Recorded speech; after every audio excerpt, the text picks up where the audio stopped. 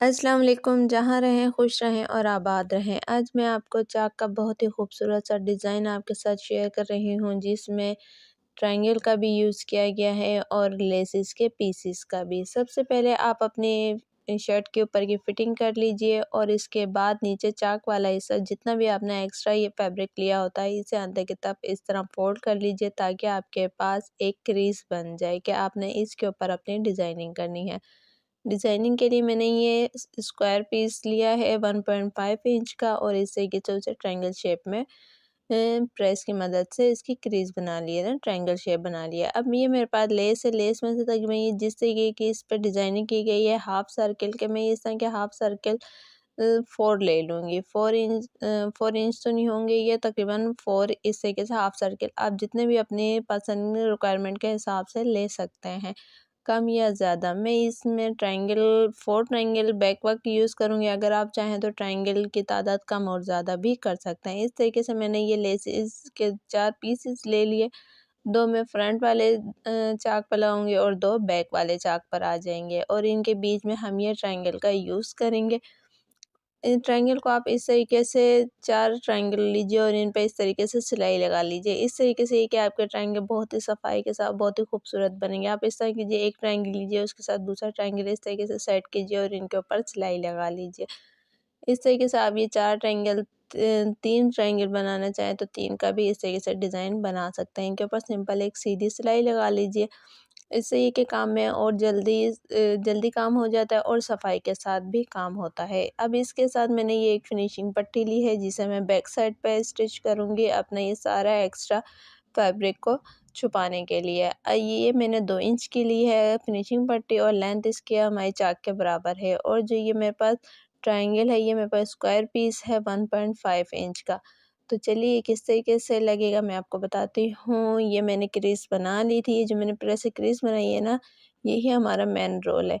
आप चाहें तो क्रीज़ बना लें या चॉक से निशान लगा लें। सबसे पहले आप नीचे से दामन के पास से ज़रा-सा फैब्रिक तकरीबन 2 से 3 सूत का फैब्रिक छोड़ते हुए फिर आप अपने ये ट्रायंगल स्टिच करना शुरू कीजिए। पहले आप ये ट्रायंगल रख लीजिए और याद रखिएगा ये जो आपने ट्रायंगल को स्टिच किया है ना चारों को एक साथ, इनकी जो ये सिलाई लगी इसी सिलाई पर आपने दोबारा सिलाई लगानी है।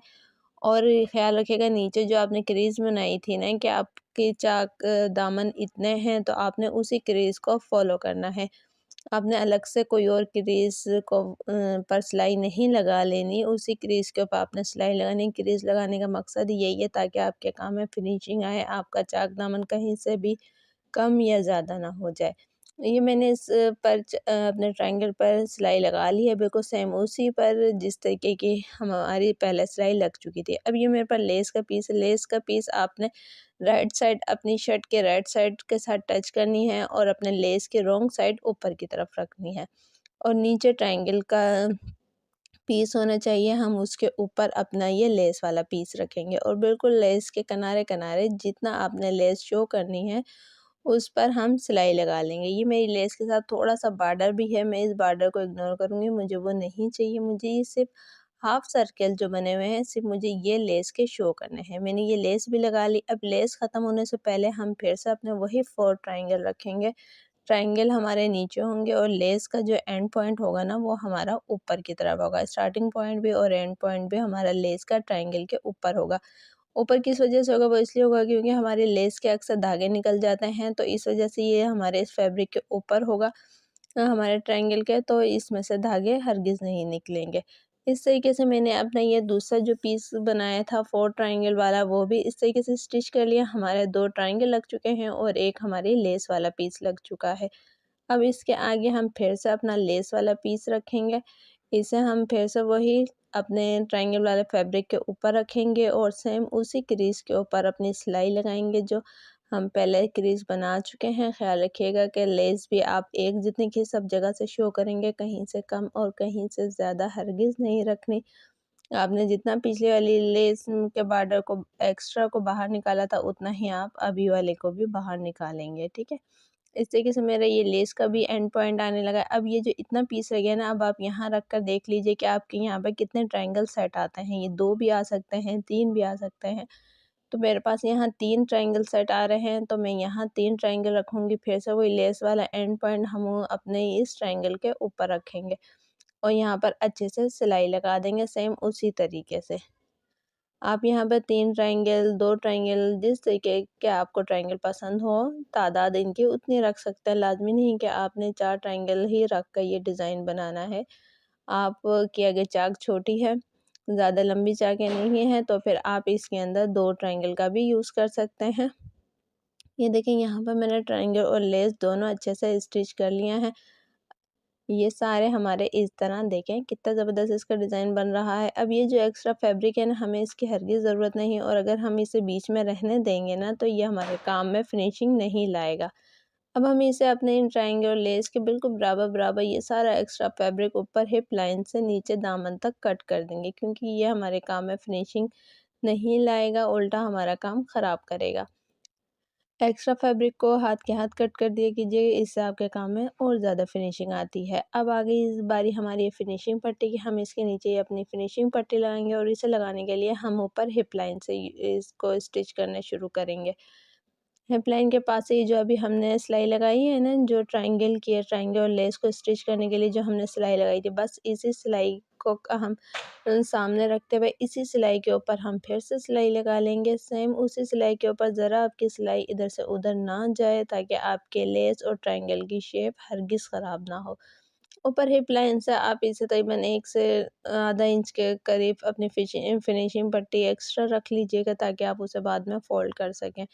और फिर उसी सिलाई के ऊपर जो आप ऑलरेडी पहले लगा चुके हैं ट्रायंगल और लेस को स्टिच करने के लिए, उसी सिलाई को के ऊपर आप फिर से एक सिलाई लगा लीजिए। उस सिलाई से आपकी नीचे वाली फिनिशिंग पट्टी अच्छे से स्टिच हो जाएगी।